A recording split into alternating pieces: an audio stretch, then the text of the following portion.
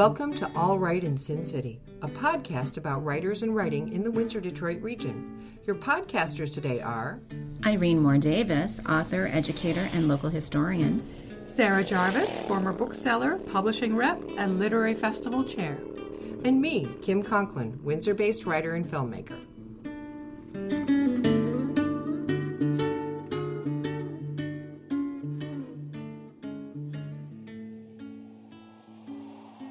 This live recording took place at the Clair Centre for the Arts in Windsor, Ontario on October 20th, 2019. Part of the BookFest Festival du Livre Windsor celebrations, the annual Books and Brunch was given over to publisher Marty Gervais, who, with wife Donna, started Black Moss Press 50 years ago. Peter Hrastovec is the emcee who introduces Marty, and special reading by Elise Gervais, and the authors gathered who share stories, celebrate the press with poetry. Featured guests include Marty Gervais, John B. Lee, Susan McMaster, Robert Hillis, Marilyn Pilling, Rosemary Sullivan, Bruce Meyer, Laurence Hutchman, and MaryAnn Mulhern. So we're going to sit back here and have a little chat first. So Marty, Black Moss Press, 50 years. What comes to mind?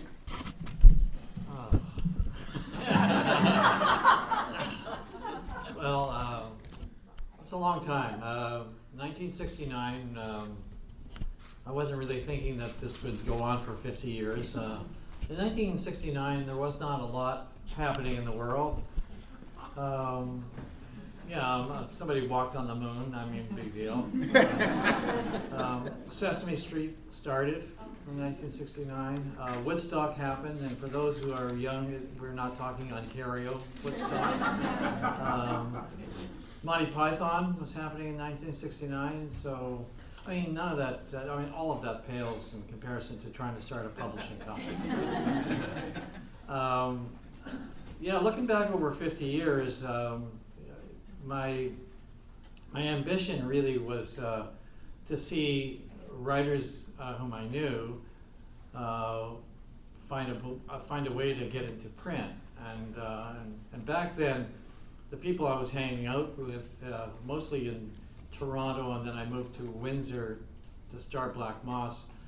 The people I wanted to see published, and they weren't being published back then, were David Donnell, who went on to win the Governor General's Award, Andy Suknaski, who was out west, and he won a Governor General's Award.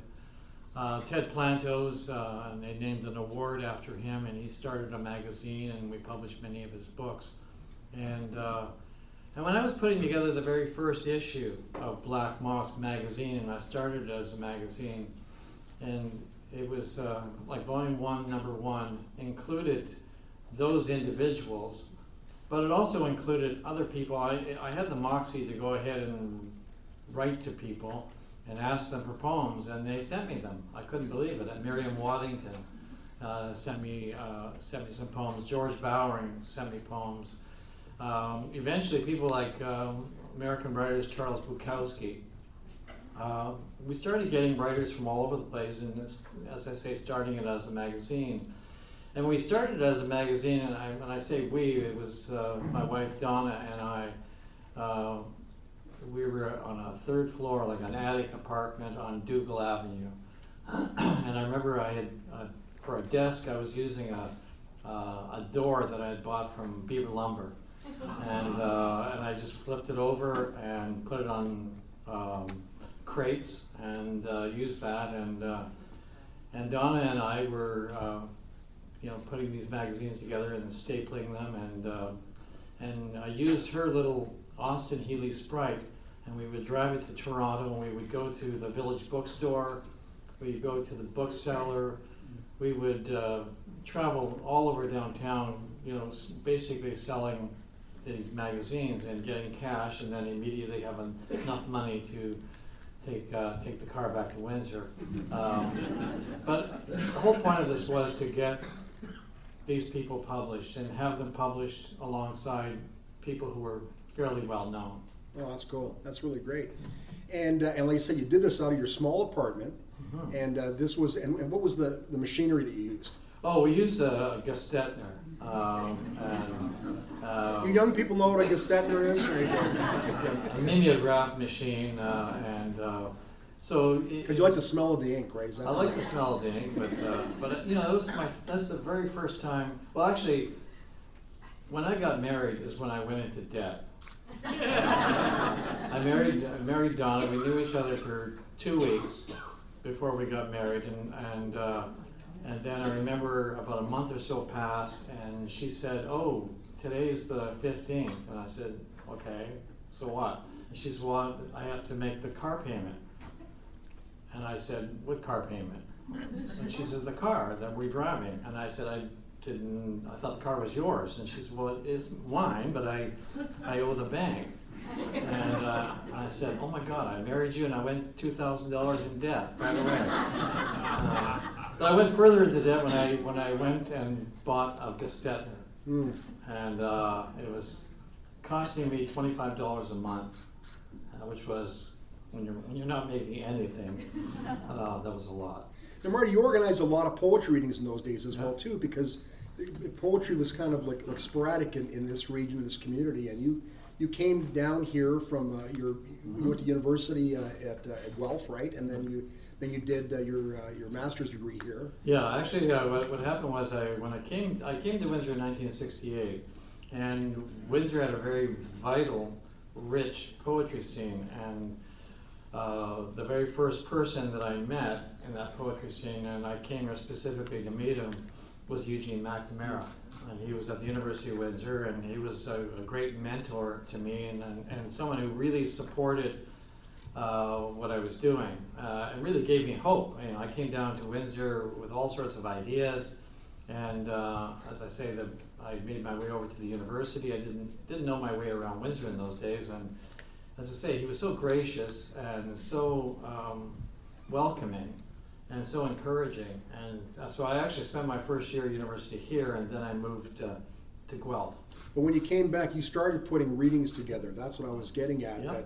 Because this guy comes into town, doesn't know a lot of people, meets a lot of people, all of a sudden he's producing poetry readings. Yeah, we were doing readings, cafes and the Dominion House. We were setting up readings all over the place and bringing in writers from all over the place as well. Now, you've published well over 600 books, you and Donna and company, well over 600 books.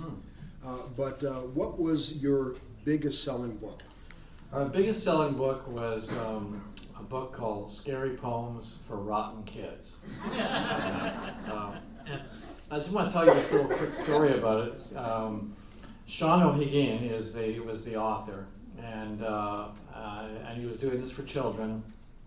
And we were trying to come up with a title, and he had all sorts of crazy, boring titles. It was a book of poems for Halloween, I guess. And I kept rejecting all the titles. And he was so mad at me. We were crossing a Bloor and Yonge, crossing across the traffic, and he was so mad, and he just screamed at me, "What the hell do you want to call this book? Scary Poems for Rotten Kids?" And I said, "Yes, I like that. Let's do that." And he thought I was kidding, but and the book absolutely, totally took off. We sold over 500,000 copies. I remember I could only produce 1,000 copies initially, and by the time I sold all of those, I had orders for others, but I didn't have enough money to do it. And then I got an order from Texas, from a book club, and they wanted 70,000 copies. And the thing was, it was costing me $1.25 each to produce that book. And they said, in Texas, we'll buy them from you, but we'll buy them from you for $1.15. And I said, well, that's not going to work. So I went to Singapore, and I got them done for 25 cents a copy. And I ordered 100,000, thinking that's more than enough. It wasn't. By the time that order arrived, another 100,000 were going out the door. So it was our best seller. Now, we have a little surprise for you. We have a special guest here. You want to introduce the special guest? My special guest is my daughter, Elise. And she's going to read a poem from Scary Poems for Rotten Kids. And this was a poem that's been, you can actually go on the internet and hear it as well. But I'd like Elise to give you a sense of what was so special about this book. This poem is called The Day the Mosquitoes Ate Angela Jane. I don't know how it would go over today. Angela Jane was a mean little kid. She bit and she spit and she ran and she hid. She yelled at her mother and screamed at her dad. Oh, Angela Jane was awfully bad. She'd go in the garden and eat all the weeds. She pulled up the flowers and stomped on their seeds. She chopped all the trees and poured paint on their roots. She bit all the butterflies and put on her boots and ran through the garden, kicking about, pulling up vegetables, and then she would shout, "I'm bad and I'm horrid and I like it that way." She yelled that quite loudly one certain fall day when the Queen of Mosquitoes was trying to sleep. The shouts woke her up, and she started to creep up the leaf she'd been sleeping on, looking around to locate the source of that horrible sound. Her eyes fell on Angela, red in the face, sweat pouring off all over the place. The Queen of Mosquitoes listened and looked. She sharpened her stickler and made sure it was hooked on quite firmly, then buzzed all the rest of her clan. They met in the trees and they started to plan. The Queen said, "That child is awfully mean. She's full of more blood than I've ever seen. It's certain her blood is nasty and bad, the kind to make any mosquito quite glad. I suggest we get her and drink her quite dry. That horrible blood will help us to fly and sting with more power than ever before. And then we'll have the strength to go after more. We'll bite all the people all over the world. Mosquitoes shall rule, thanks to that horrid girl." The sky soon was darkened by billions of wings, mosquitoes everywhere sharpening their stings. The sound was so loud that it roared through the land. People below did not understand what was going on, what those bugs were planning to do, that they wanted to conquer the world, even you. The bugs swirled and crowded. They flew towards the yard where Angela Jane was working so hard, pulling tails off cats and pinching their ears. She was laughing so loudly she didn't hear the thunder of bugs descending on her. She just yelled, "Now, pussycat, let's hear you purr." The Queen of Mosquitoes sat on her nose. She stuck in the stickler and turned on the hose. When Angela tried to swat her away, she found that her arms were as heavy as clay. She saw she was covered from toe to her head with big fat mosquitoes all turning red as they sucked out the blood that they thought made them strong. But as Angela shrank, they found they were wrong. As Angela shriveled up and went dry, all the mosquitoes started to die. For Angela's meanness was simply too thick. The nasty and bad in her blood made them sick. So think, my young friends, when you want to be mean, what happened to Angela Jane and the Queen?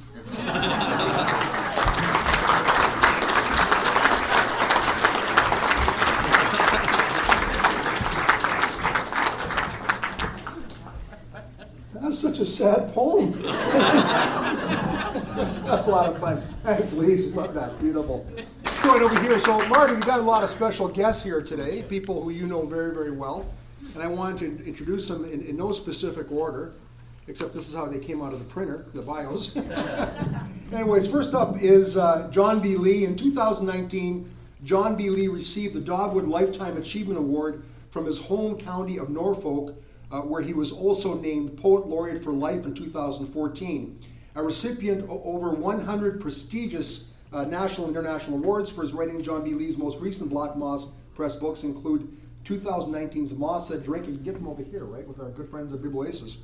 The Tears of Sleeping Birds, and a second selected last year called Beautiful Stupid. His first Black Moss title, The Bad Philosophy of Good Cows, that's a great title, was published in 1989 on the occasion of Black Moss Press's 20th anniversary celebration at Harbourfront. John B. Lee lives in a lake house overlooking Long Point Bay in Port Dover, where he works as a full-time author. Ladies and gentlemen, John B. Lee. Next up, Susan McMaster. She's from Ottawa, and she's published some 30 books, magazines, anthologies, and word music recordings. She's the founding editor of Canada's first national feminist magazine, Branching Out, and a former president of the League of Canadian Poets. Her first book with Black Moss was the beautiful Until the Light Bends. Came out in 2004, and Marty's been stuck with her ever since, she says. Ladies and gentlemen, Susan McMaster. Robert Hillies lives in Nanaimo, BC. So he's come a long way, and in life as well as traveling. He's won the Governor General's Award for Poetry for Cantos from a Small Room. I remember that. And his second novel, A Gradual Rain, was published by Doubleday Canada. His books have also been shortlisted for the Milton Acorn People's Poetry Prize, W.O. Mitchell City of Calgary Prize, the Stefan Stevenson Award, and the Howard O'Hagan Award. He has published 17 books of poetry, 3 works of fiction, and 2 nonfiction books. His most recent poetry collection, Line and Shimmer, are both published by Black Moss Press. To date, he's published 12 books with Black Moss Press. He is currently working on a book of poems, prose poems, called A Piece of Rag-Wrapped Gold. Ladies and gentlemen, Robert Hillies. So this next writer is described by J.S. Porter, a sometime reviewer for the Globe and Mail, and has said this: in these intimate story poems, Marilyn Gear-Pilling caresses stranger and kin, dog and horse, the living and the dead. Like the rooster, she cracks open the day. She invites readers to love the freckled world, every last blemish and bone of it. In describing her fiction, the Toronto Star has said, Pilling has a poet's gift for unlocking the strangeness beneath the familiar. Her seductive stories reveal the secret flamboyance under the surfaces of our lives. Please welcome Marilyn Gear-Pilling. Biographer and poet Rosemary Sullivan is the author of 14 books, 6 of which have been published by Marty. The first book he took on, The Space a Name Makes, won the Lampert Award for the best first book of poetry in Canada. She loves her Black Moss kids book, Molito, written with her husband Juan Opitz. Her 1995 biography of Gwendolyn McEwen won the Governor General's Award. Her latest book, Stalin's Daughter, won the Hillary Weston Writers Trust Prize, the BC National Nonfiction Award, the RBC Charles Taylor Prize, and the International Plutarch Best Biography Award. In 2012, she became an officer of the Order of Canada. Ladies and gentlemen, Rosemary Sullivan. Now, I asked everybody to give me a short bio because they're writers, and this one wins for the shortest bio, Bruce Meyer. And I added to it. Bruce Meyer was the inaugural poet laureate for the city of Barrie and is the author or editor of 64 books. That's what he said. But I have to say, like me, he's a raving Toronto Maple Leafs fan and one of the greatest supporters of Black Moss Press and a great supporter of Windsor writers. Bruce Meyer, ladies and gentlemen. And last but not least, Laurence Hutchman, who grew up in Toronto, received his PhD from the University of Montreal and has taught at a number of universities. For 23 years, he was a professor of English literature at the Université de Moncton at the Edmundston campus. Hutchman has published 10 books of poetry, co-edited the anthology Coastlines, the Poetry of Atlantic Canada, edited in the Writer's Words. His poetry has received numerous grants and awards, including the Alden Nolan Award for Excellence. His poems have been translated into French, Spanish, Dutch, Italian, Polish, Bangla, and Chinese. And last year he was named Poet Laureate of Emery, North Toronto. And next spring, Black Moss will publish a collaborative book with his beloved Eva, who's here today. And that book is called Fire and Water Love Poems. Ladies and gentlemen, Laurence Hutchman. So what an impressive array, what a panel we have here to talk about poetry, to pick on Marty, to do all kinds of things. And what I want to do is I wanted to first call on Susan McMaster, because we had a nice chat, by email, right? To talk about the impact of Black Moss Press on your career. And what we're going to do, I should tell you, we're going to call on each of these poets in due course to read at least one poem for you today from their Black Moss collection. But we want to start off with a chat first. So, Susan. Okay, well, if I don't write things down, I ramble. So I did you a favor and I wrote this down. I've been thinking about the impact of Black Moss Press on my writing career, and it's been definitive. One example, Marty is the most encouraging and positive of publishers. He'd call me regularly to see what I was working on, a gentle spur. When I said I was putting together a book about my mother's descent into Alzheimer's, he insisted on doing it. So I insisted on getting my mom's approval, which she gave in spades. I read her poems and she began to comment, amazing, pithy comments. Sometimes I feel like a spent volcano. My health is fine. I'm healthy as a pig in rut. Just let me get a man. Too bad most of them here are old. In the end, there were as many comments as poems. But how to put them together? Marty zipped into Ottawa, charmed my mum, took a bunch of gorgeous photos which graced the book, edited the manuscript mainly by insisting the first poem had to be the one that ended in fuck. It's only the second time I've used that in a poem, and it still embarrasses me. But he was right. And he brainstormed with me until we figured out how to match the two voices, not as a restricted dialogue, but as a floating partnership. Then the amazing Karen Monk made it work on the page, all in the service of the word and the poet. Beautiful. Marty is a marvelous publisher and a dear, dear friend. Thank you. I feel lucky.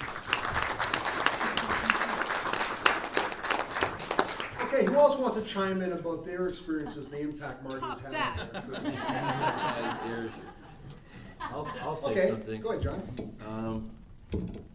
The most important thing to me in life is kindness amongst people, and it's not entirely common in the literary world. There's competition, jealousies, but what I find in the Black Moss family is that we all seem to like one another and we get along and we're all happy to celebrate one another, and that comes from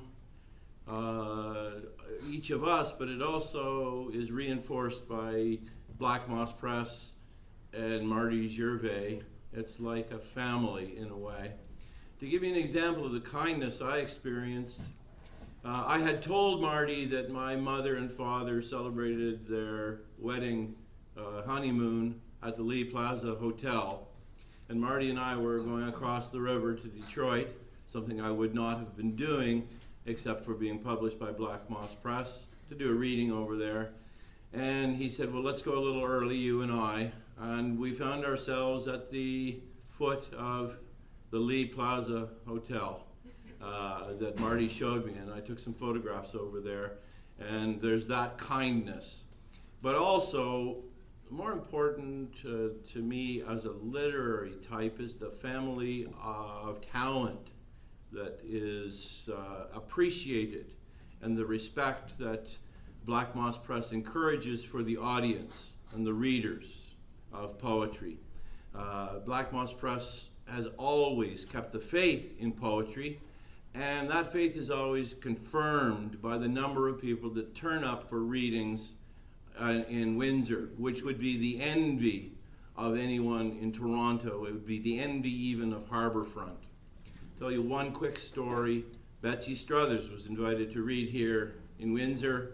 She had the venue. She wasn't that familiar with Windsor. She turned up at the venue and she walked inside, and there were about 400 people there, and she turned around and said to herself, well, this can't be a poetry reading. There's far too many people here. And I know without equivocation that when Black Moss Press puts on a poetry reading in Windsor, that the audience builds and builds and builds, because they know they will be receiving an evening that honors the audience. And that's something that I think Black Moss has always encouraged. And the most telling thing about Marty is when he hosts some of these things, and he's a wonderful poet himself, he will often say, no, tonight is your night. The light will shine on you. I'm not reading. And that is the kind of generosity that we learn from. That's true. That's true. Well done. Yes, absolutely. There we go. Rosemary. The hardest thing when you're starting out as a writer is confidence. How do you believe in yourself as a writer? I did what a lot of young women of my generation, which is this late 60s generation, did. I married the poet, who then, when I wrote poems, said, not very good. I didn't want the competition, so I divorced the poet. And it was through women like P.K. Page, the wonderful South African, Jenny Kuzane. They convinced me that even if you felt your poems were kind of ragged little ragged dogs, you should still love them. And so then I found Marty Gervais. And Marty was so generous in publishing all the women, all the men. All you had to do was have poems that he felt were good. And I have to say that he gave me a absolutely crazy woman as my editor, Judith Fitzgerald, who is amazing, Judith. And may she rest in peace, though I'm sure she isn't in peace. She's still roaring out somewhere. I did that first book called The Space the Name Makes. And out of the 14 books I've published, 6 of them are with Marty. One time, I can't even remember the year, but Marty came and said, you know, I'm doing a class in creative writing and editing at Windsor. Give me all your essays that you've ever published, and I'm going to put together with my students an anthology of this, or a collection of these essays. So I gave them everything I could find. I don't know how many there were, maybe 30, something like that. And I had that amazing experience, which you rarely get, of being able to see yourself as others see you. Because this was a different collection than I would have put together. Beginning with Confessions of a Biographer, moving through pieces of travel, like seeing the Palais Idéal of the Factor Cheval in France, or the Necropolis Cristobal Colon in Cuba, and ending with essays about Alperti, and then about what it meant to be Canadian. So it was, for me, a real process of discovery, the intimate connection you can have with a press like Black Moss, which you don't get with the big guys, who are always only interested in the bottom line. So thank you, Marty. Good stuff. Well done. Thank you so much, Rosemary, for that. Bruce Meyer, you wanted to... One of the things that Judith Fitzgerald mentioned in a famous Globe and Mail article about Black Moss Press a number of years ago was that she talked to Alperti, and Alperti said, Marty Gervais is the kindest publisher in Canada. When you have a publishing company, you have to have creative intelligence, you have to have business management. And somebody who's not here today is Brian. Is Brian Fox here? No. Brian Fox is kind of the unseen business hand behind Black Moss. But there's something else that has to go into it. And Susan McMaster and I were having dinner last night, we were talking about this.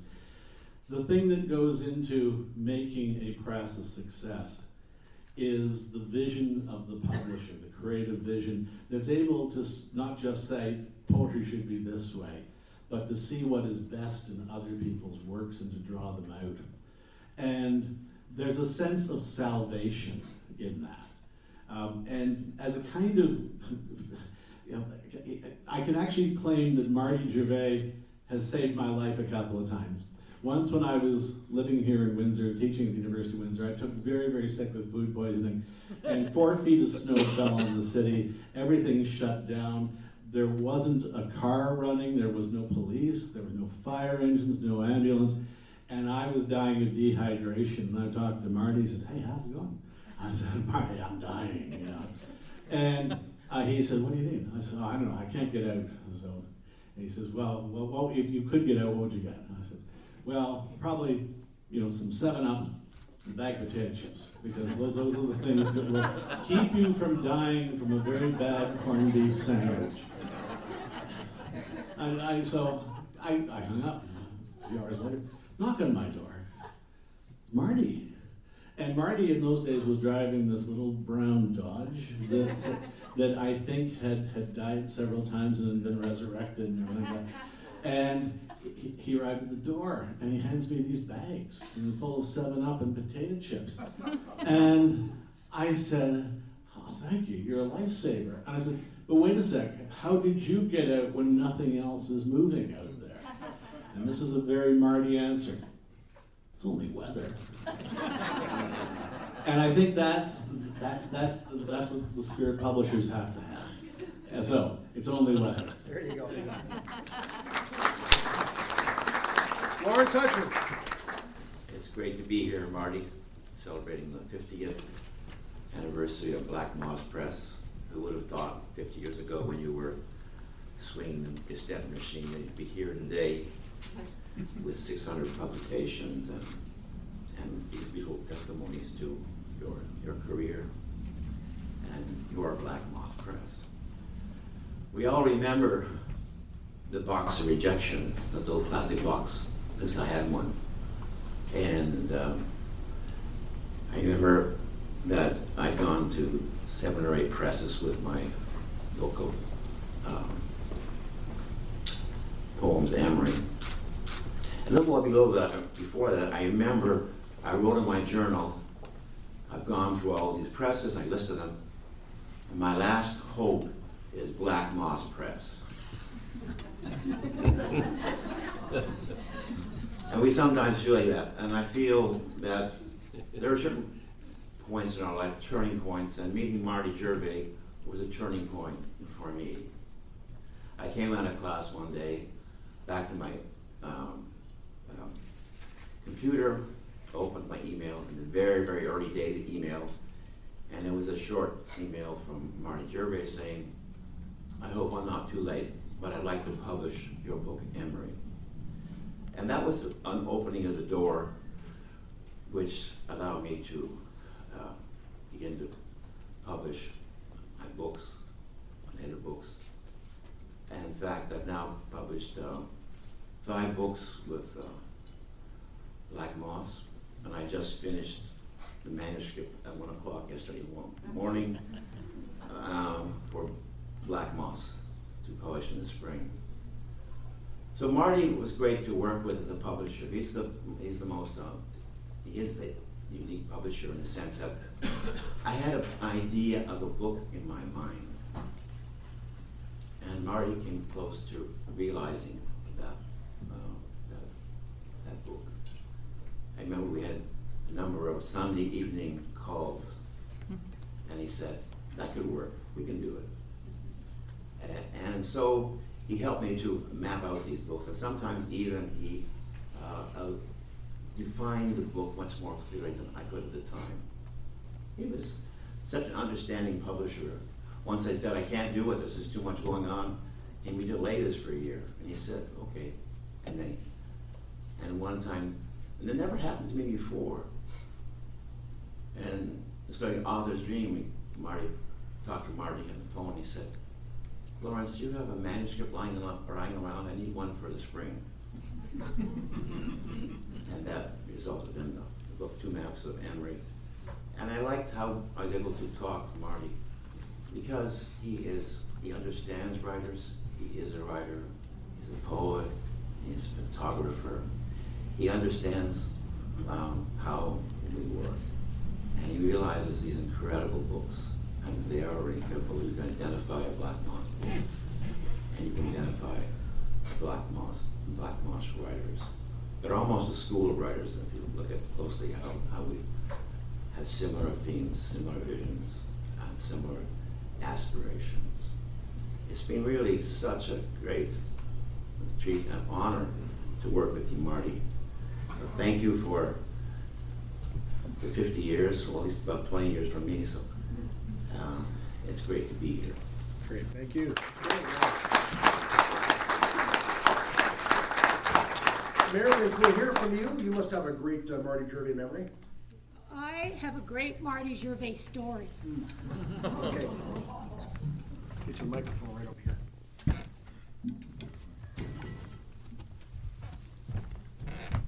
So, as Peter says, there are at least 12 Marty Gervais, And by the way, before I tell this little story, the thing that I admire most about Marty is that no matter what he gets into, and as I say, there's many Martys and much that he gets into, whether it's boxing or photography or writing, he brings a whole galaxy of people with him.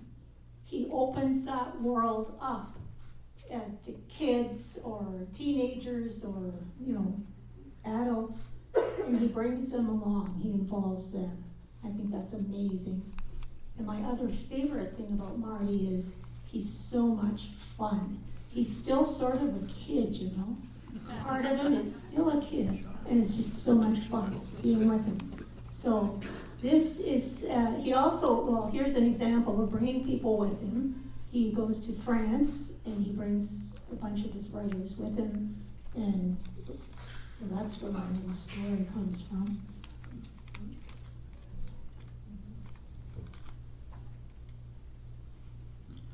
There are at least 12 Marty Gervais, and one of them is a guy who thinks about sex every 7 seconds. I learned this when I found myself with a group of Black Moss authors in France at a remote farmhouse in La Roche-Dee. John B. Lee at the wheel, we would careen up and down the hills and around the curves of the narrow roads of Burgundy. Marty in the passenger seat. He was the navigator, and every 7 seconds the talk turned to sex. Much laughter, much jouissance. It will not be a surprise that some days we got lost.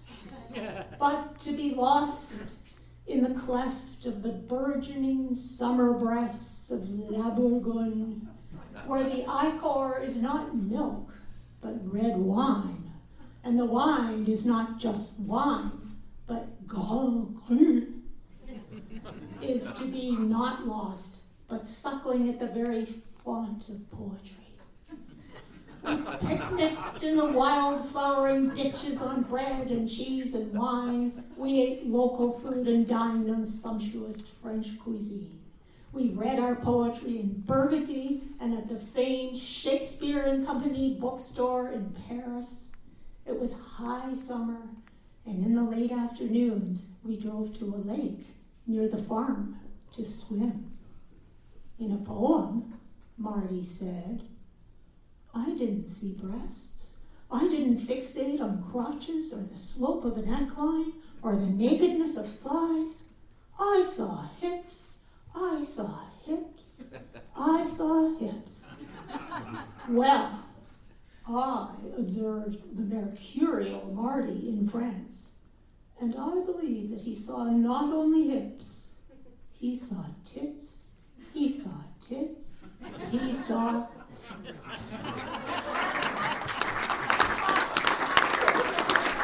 all true. The unauthorized biography of Marty Gervais is suckling at the very font of poetry. I feel like, after that, I feel like I need a shower, but Robert Hillies, do you want to suckle a bit too?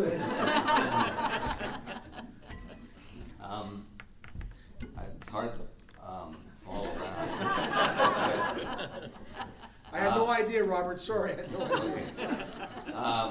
I like the idea of 12 different Marty Gervais because, to be honest with you, I think there's only one singular Marty Gervais. I think he's the only person that doesn't have a doppelganger, and I think that he's so unique that I couldn't imagine anyone there being more than one of him. I've published with Marty since the early 90s, and I echo everything that's been said here. The word that comes to my mind, I love John's word of kindness, is loyalty, support, and belief, and encouragement. Those are words that really strike me. And when about Marty, and when I knew that this was the 50th anniversary of Black Moss Press, I knew I had to be here no matter where in the world I was. I wanted to be here to celebrate this.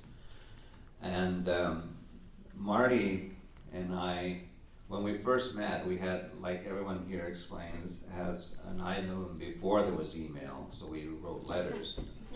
And when we first met, I had pens in my pocket and he had pens in his pocket, and we had glasses, and we swore for a while that we were like twin brothers, although since we verged in different directions. But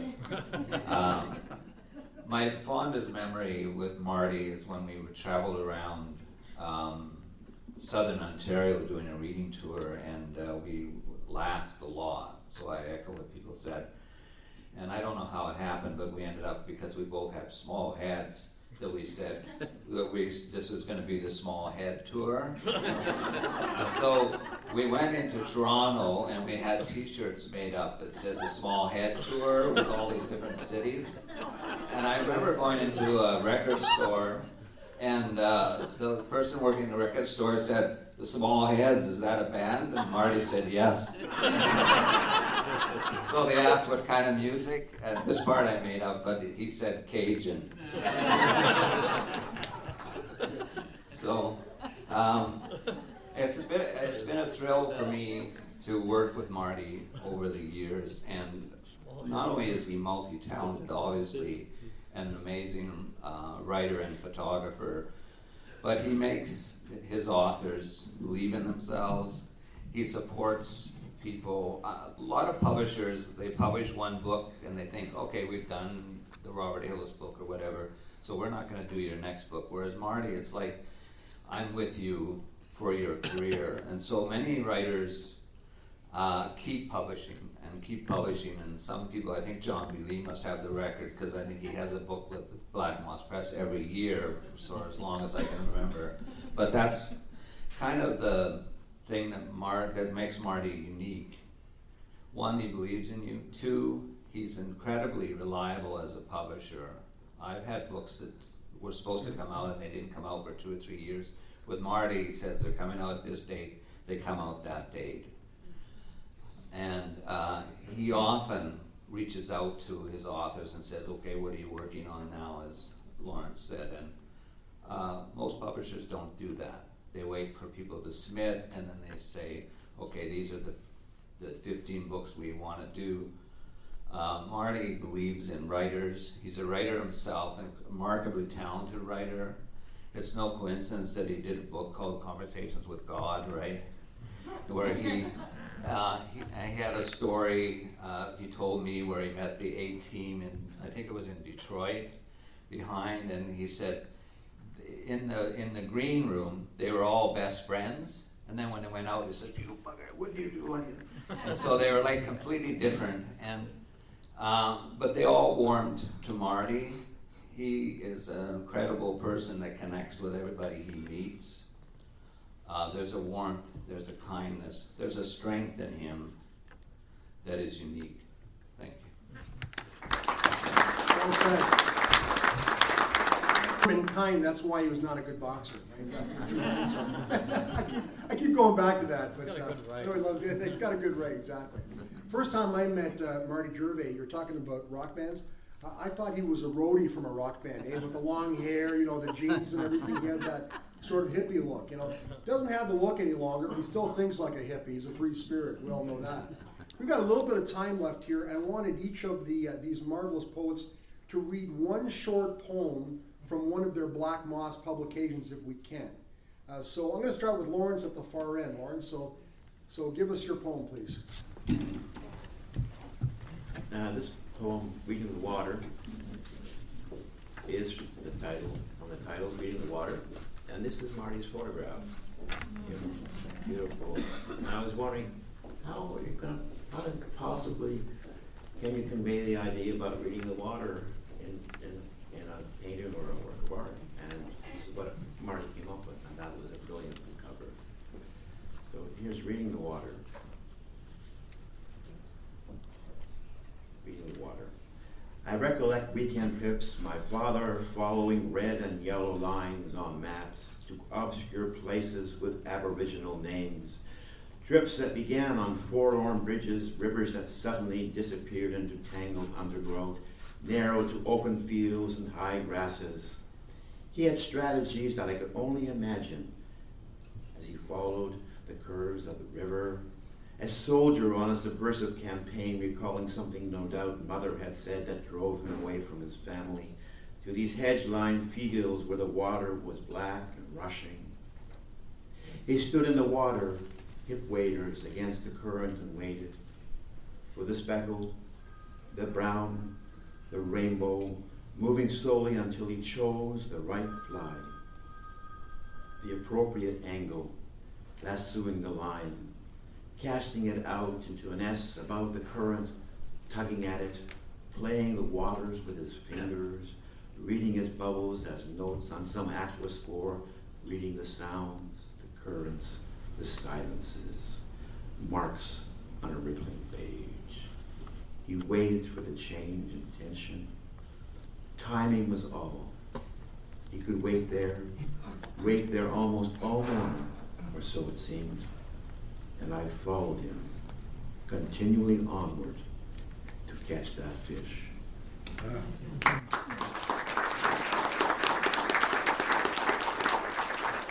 That was beautiful. Thank you, Laurence. Bruce, one thing I forgot to ask you, and I apologize, because the way this thing evolved, it was, no one stuck to the script, including me. You have a special publication that's come out in honor of Marty called Pressing Matters. Give us a couple of lines about that before you get to your poem. Buy this book.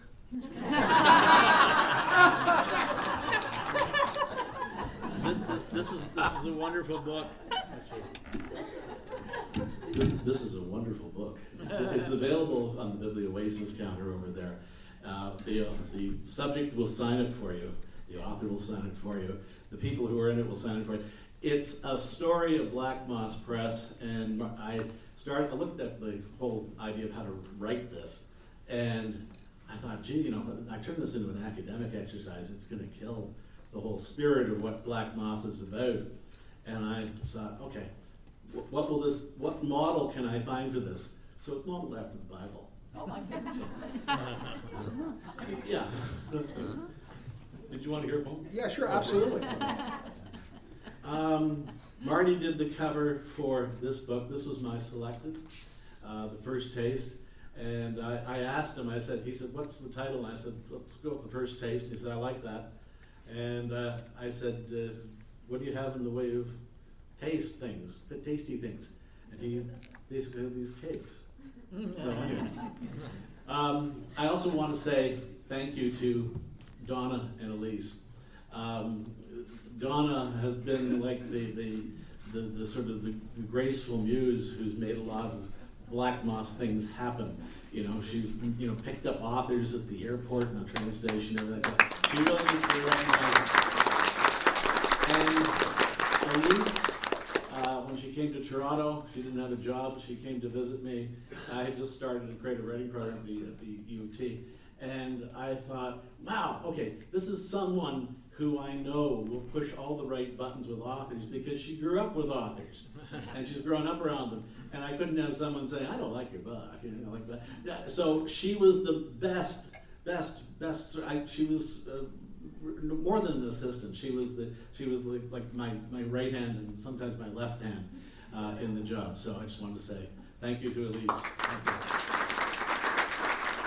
And Elise was telling me when my daughter was a little girl, she used to come visit us in the office. And I didn't know, Elise just told me the story today. My daughter was about 3 at the time, and she said, it's Canada's birthday. And Elise said, yes.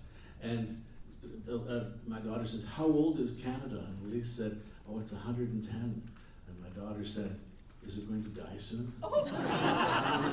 Let's hope not. Here is a poem for my daughter from, in fact, The First Taste, titled Yellow. That night, tired in every aching bone, I had a dream in which I met you. You were standing among the flowers, the cosmos and black-eyed Susans that grew on the walkway to our door and glowed with questions of childhood, a brilliance almost blinding me. You were energy in search of substance, a child whose golden ringlets fell as if strands of a story yet untold. And you said, this is my room. I have painted many rooms for you.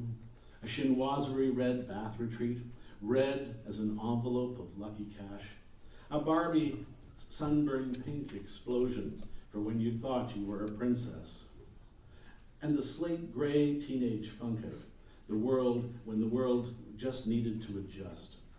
I would paint the chambers of my heart if I thought I could keep you there. But nothing compares to that yellow room. It was not the yellow of spring or sunlight, but a yellow as intense as hope. The yellow of a wish on its way to granting. A yellow that lights the sun with gifts. The small light that is all I offer, the little I could do to give you space. When you find days too dark for light's reply, I shall labor at the walls until they fall to a candle's glow that lights your way.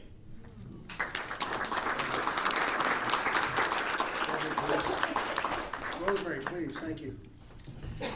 The cover of this book, The Bone Ladder, which is also selected, is done by my husband. It's my grandfather, Jeremiah Guthrie, who was cycling champion for Canada in Smith Falls.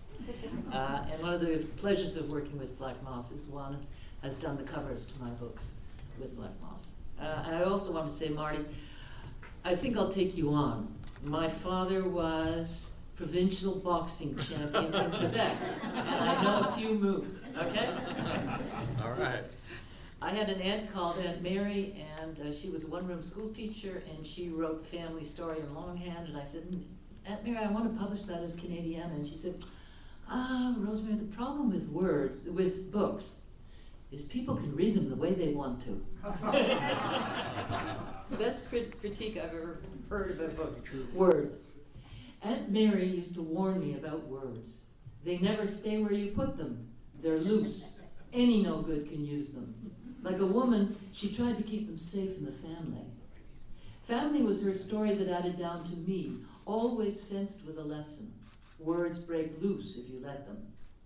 She stored the family photos in a basket, trussed up in her rocker, warty as any gourd. Each night her hands plunged the corridors of blood. I knew she was hooked on the danger. From her, I learned she could go all the way back to wind, how it falls and picks itself up in a field, or fog empties a valley till all you see is your hands where the world was. From her, I learned there were others pacing inside me. She said they had made me up. I was meant to love them. But it terrified me to think I was lived in by strangers I had never met or knew only by name. They made me alien fiction. In my bones, an old woman dies over and over. I dare not look in the room with the blooded axe, nor speak to the men who walked out, their tracks in my blood, their lust for edges. I could spend a lifetime digging graves in my head.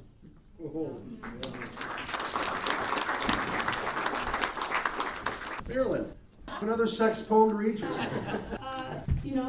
Back to France, we would have these picnic lunches with, of course, the wine of Burgundy. And after we had them, the rest would go around and see the local sites, and I would sleep in a ditch behind the car. So that gave me a poem.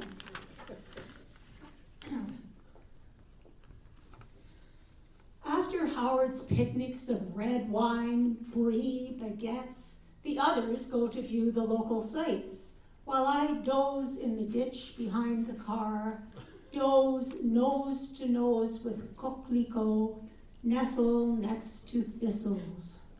Down here, deep in the Lilliputian life, small rustles, tickles, buzz and hum, the denizens of ditches, used to intrusions. Empty bottles holding ruddy Swedish glaze, a wine-fuzzed Canadian, n'importe quoi. Ants adjust their route to climb the curving hill I have become. Spiders drop their glinting lines. 2 dark blue dragonflies perform on wild lace. This is where the Burgundian sun stores her warmest concentrate. This is where the languorous light sends innuendo. This the only place allowed to go ungroomed. Here, unseen in the browse and tangle. This is where the mischief can begin. And finally understanding why Marty never invited me to come to France with me. So who's next up? Robert. Hi. This is a book of love poems, and I had a very different cover for it, and then Marty suggested this cover, which I think is fantastic. He's a remarkably talented photographer, among many things, and I always love to have his images on covers. This is a book for my wife, Rain, who is from Thailand, and this is a poem called Organic Love. Love is made of soil, clay, wind, rock, and bone. The way an apple rounds and ripens to pulp and juice, so love ripens. At an apple orchard, you pick one and offer it to me. I pick another and offer it to you. Love deepens, is round and ripe. Oh, absolutely.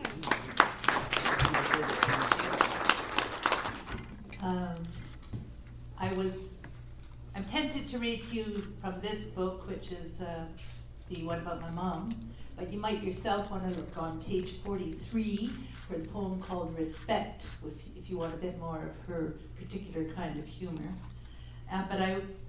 It is a beautiful book with his cover. This is the new one, and it is stunning. It's called Haunt, and the picture goes right around, and it does deal with a lot of lovely things, poems of love to my husband, which I had never published before. Somehow I was shy to, but I published a bunch in here. And also some grief poems. And I'm going to read you one that has some grief in it, but also some joy. It's for my father. My father and mother both died fairly recently. And I went to see him. We were at a cottage in Gatineau and had to drive quite a way. Somewhere to go. Father, the sky is gold and glory as we drive towards your death. Amber swirls, streaks of rose, charcoal and chrome, piled stern but light on the darkening gray of the Madawaska hills. Golden Lake, Killaloe, Barry's Bay. The sun spears silver and sideways through the group of 7 woods you loved, rings a jack pine in a rainbow of mist as we hum into the night to the beat of your slowing breaths. Last few words. Combermere, Maynooth, Silent Lake. Nothing clear for days than I love you to the daughter who worries and plans. There's nothing I need or want to me who tries to fix everything. I have one hope left, to reach you in time to say, Father, the sky was heaped and golden tonight for you. If there is somewhere to go, this for you waits. And I'd just like to say 2 things after that. Sorry, Robert. One is that I did reach him in time to read him the poem, and he was very proud of my poetry. And other than Marty, the man in my life who's been most important in that way. And the second thing I discovered after I'd written that poem, a glory has a meteorological meaning. You know, when you see something against the sky at dusk and the sun is behind it, and it sets up circles of color around it, like a rainbow, that's called a glory. So it was literally true that I was seeing the gold of sunset and trees and other things outlined as glories. So, and Marty pulled me to publish that poem among the others in this book. Last but not least, John D. Lee. Thank you. What a beautiful suite of poems we've heard this morning. My theory is that every day is trying to teach you something. The poem I chose to read today, I've changed my mind because last night Sue was telling me a beautiful and poignant story about sorrow and how deep it goes and how we try to capture it. And she was describing the tear that fell from her mother's eye at the end of her life. And this morning I was sitting with Bruce and I misheard him say, "I have a tear in my eye," when he actually had said, "I have a hair in my eye." But I heard the word tear, so I chose to read the title poem of my most recent book, which is mostly inspired by my mother, the beautiful arc of her life that ended tragically over the last 10 years of her life. She suffered from dementia, Alzheimer's. Moths that drink the tears of sleeping birds.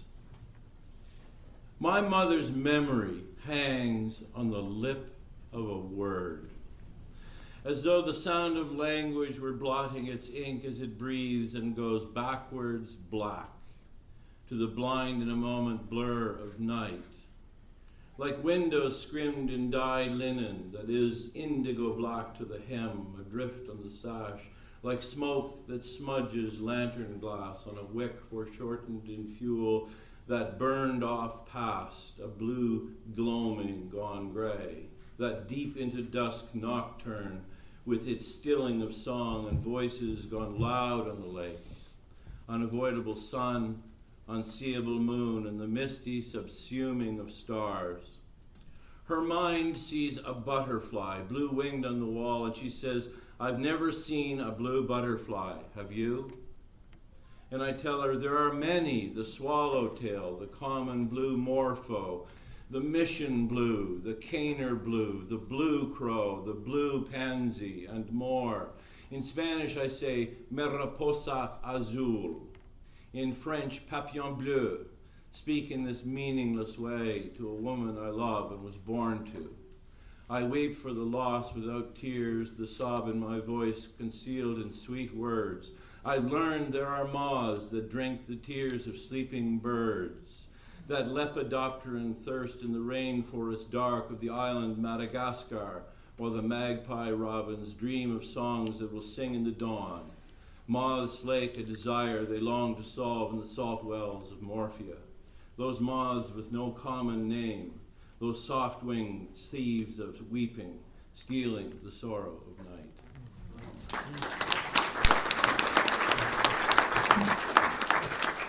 Ladies and gentlemen, proof positive right here and in this room why poetry matters.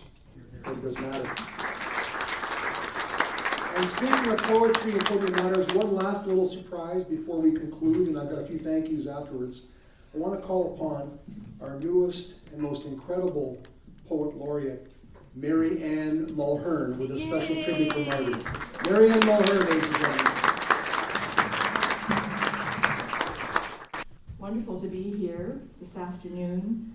Terry Ann Carter, who wrote Day, Moon, Rising, couldn't be here, so she asked me to read a few haiku from that book. And these were inspired during her visits to Cambodia. After rain, the monk's yellow umbrella points to the sky. Monks chanting in the temple and beyond. Killing fields, the wind carries a butterfly, bone over bone. In the glass case of skulls, a reflection of my own face. Falling in love with the tuk-tuk driver, spring moon. And I have a poem for Marty. In blood and bone, 50 years of Black Moss Press. Alistair MacLeod said, Marty Gervais is the father of Black Moss Press. Today, Marty's child is 50 years old. Over 600 books released from silence. Margaret Atwood, Milton Oakhorn, John B. Lee, Bruce Meyer, Susan McMaster, Rosemary Sullivan, Marilyn Geerpilling, Robert Hillies, Laurence Hutchman. Launches and readings in boxing rings, hockey arenas, buses and trains, on factory floors, street corners. Words become music. Heart, mind, and soul long to hear, to feel in blood and bone, the very flesh of life. Black Moss Press, child of Marty Gervais, Al Purdy's Choice, the nicest publisher in Canada. Thank you very much.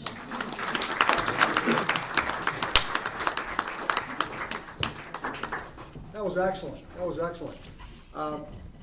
Before we thank everybody, Alicia Ladd from Black Moss Press. This is incredible Alicia, who keeps Marty on his schedules. I want to thank the BookFest Festival du Livre committee. Thank you so much.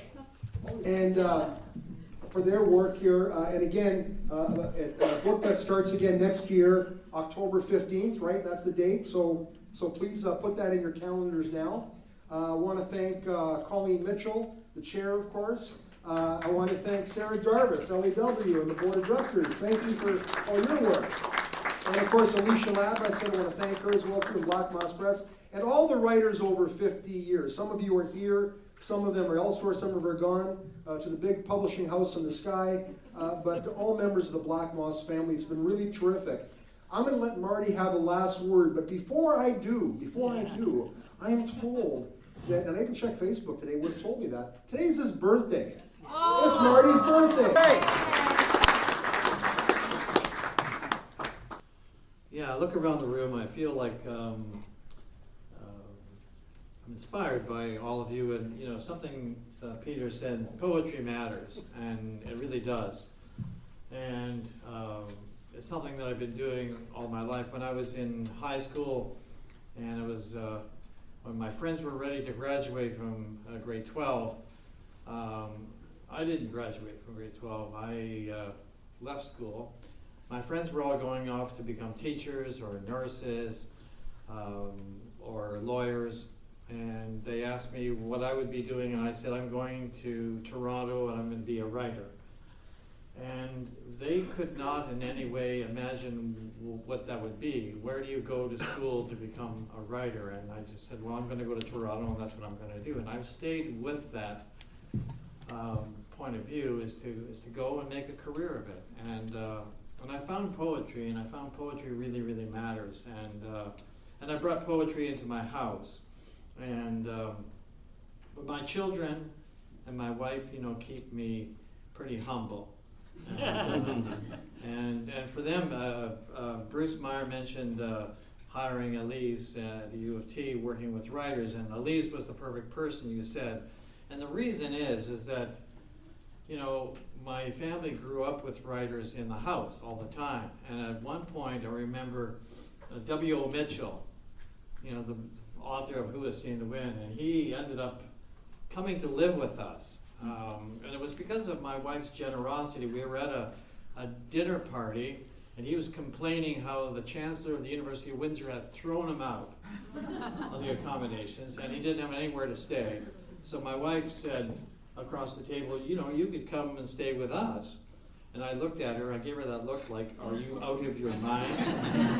And she said, no, you can come and stay with us. And I said, Bill, you know, we have children, like little children. And he says, I love children.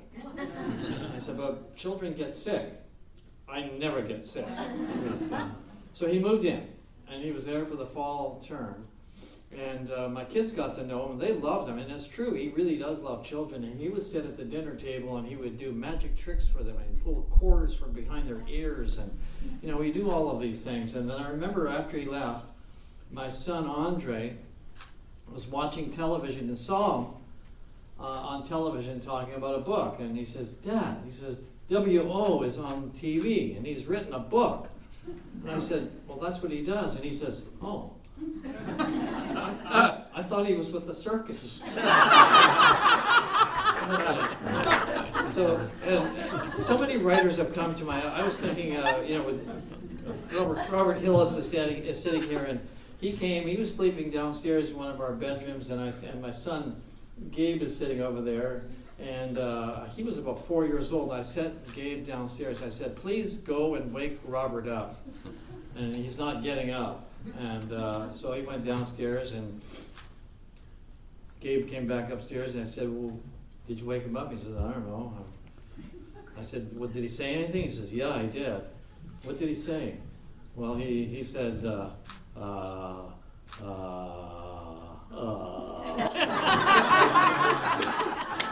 correct quote. I said, "Is there anything else you have to say?" He said, "Yeah, he was wearing a mask." And Robert wears a mask when he goes to sleep. So these are the things you find out. My kids are never overawed or taken with authors in any way whatsoever. They come to our house, they stay with us, they eat with us, and they're just ordinary people. And I thought it's such a healthy attitude. But at the same time, they get to hear poems. And today, when Elise read the Angela Jane poem from Sean O'Higgin, Sean was very much a part of our household. He was there all the time. He was a godfather to one of our children. And I remember one day Elise, on her way to school, was going with a neighbor child who was one of these kids who thought she knew everything and was always one up on everybody. And she said, "Today we're having a visitor at our class today." And Elise said, "Oh, well, who cares? No big deal." And she said, "Well, it's an author." And Elise said, "Oh, okay. Well, who's the author?" And she said, and this girl said, "It's going to be Sean O'Higgin." And Elise said, "Oh, well, he slept last night at our house." No big deal. It's Uncle Sean, right? So, but I think writing has become a part of my kids' life. I look around the room and I see so many friends. I see so many of the writers I've published, and I truly am inspired by that and grateful for all of you for coming out today and celebrating this moment. I never thought about this 50 years ago. It's just something that I can continue to do. And the problem I have is I continue to see really good writing. And I continue to be awed by the things that I read. And it brings me back to a memory of grade 9 when I first went into high school. And I was really afraid about going into high school. And never much of a great student, and my brother warned me. He said, "You're going to be taking 3 languages," and I said, "What languages?" "Foreign languages, and French, Latin, and Shakespeare." I didn't know what Shakespeare was, but I found out about the Dark Lady Sonnets really on the first few weeks of school. But when I read those poems and read Twelfth Night by Shakespeare, I was so taken with this. That's when I decided that I wanted to be a writer. I wanted to be like that, but I didn't know how, and I didn't know where to take it. And so as I've gone through and I get excited about someone's book, or someone has an idea for a book, and I get excited about it, and I start to imagine it, and I start to wonder how I can make that book. And that's really the genesis of Black Moss. And that's where I started, and that's what I've continued to do. But thank you all, for coming, and thank all of these authors. I have stories about every one of them. And I'm so grateful that you could come from all different parts of the country to be here. And they're all good friends. And you meet these authors, you don't know who they are, you meet them, you read their books, you edit their books, you publish their books, and soon become friends with them. And so I look around the room and I see friends. Thank you so much. Thanks for joining us. Look for more episodes of All Right in Sin City wherever you listen to podcasts, or check out our website, allrightinsincity.com. For information and announcements of new podcasts, sign up to our email list or follow us on Facebook and Twitter.